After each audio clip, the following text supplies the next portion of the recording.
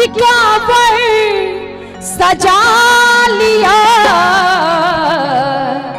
कि सावन में लई सजना कांवर सजा लिया सावन में लई सजना कांवर सजा लिया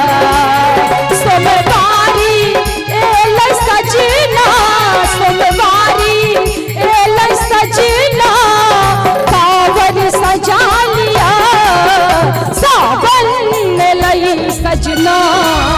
कांवर सजा लिया सावन में लई सजना कांवर सजा लिया।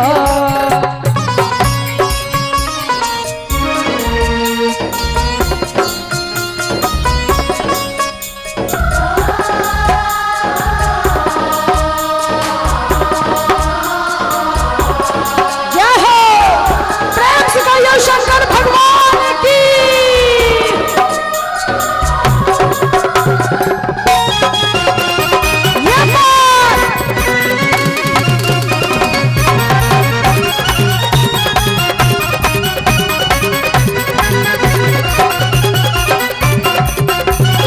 अद्भुत ही नाक महिमा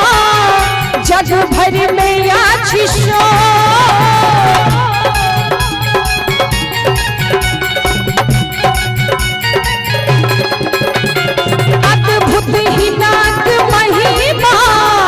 जग भर में आशीषो बाबा बड़ दयालु